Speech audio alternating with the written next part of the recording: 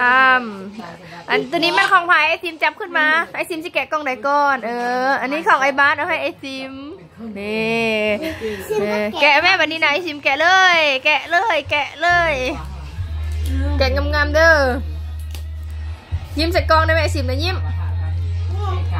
มงามๆก่อนไหมแกะเลยแกะเลยอันที่เก่งนะมันเกินมิวกันเนาะค่อยเอ็นให้มิวเนาะอันนี้มันเกินไอซิมเนาะไอซิมแกะก่อนของมิวแห่งงามเนาะของมิวเนาะเช็คเอลซ่าพุ่นเนาะแล้วเอาอันนี้แกเอา5 อันพุ่นเนาะโอ้เย่คักแท้ไอบาสซื้อมาไอซิมไอบาสเครื่องประกอบเครื่องเลโก้เอาที่มันพามเลยเลโก้เลโก้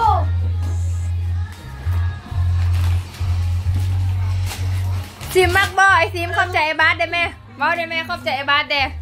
ซิมขอบใจหลายๆเด้อตายแบบฉันเลย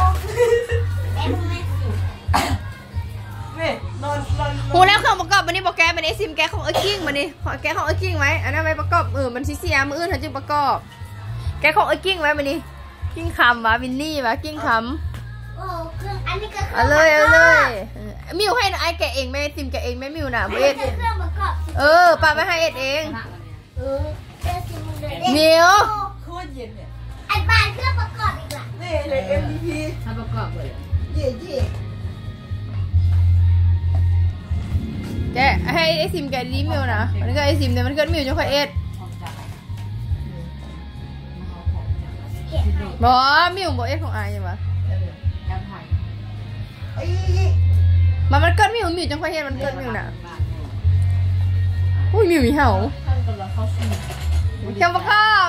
อีกแล้วนะหลายอยู่โอ้แกะประกอบแกะออกเอาไว้เย้อันนั้นของกิ้งเด้อขอบใจกิ้งเด้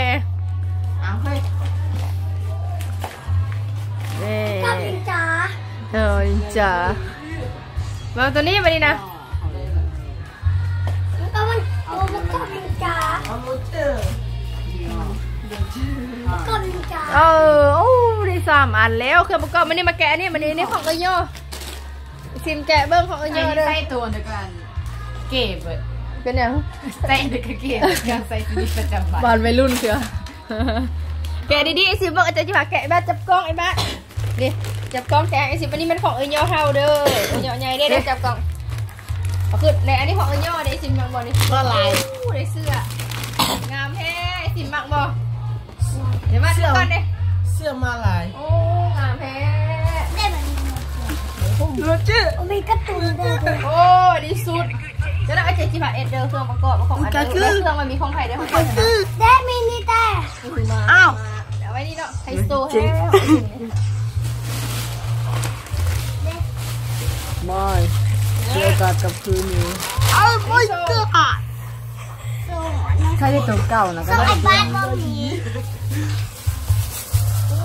ลายแฮของกดไอซิมนะเปิดแอลมันนี่ว่าหนาวเลยโอ้เสื้อปิดเลยบัดไอ้ที่อย่าไป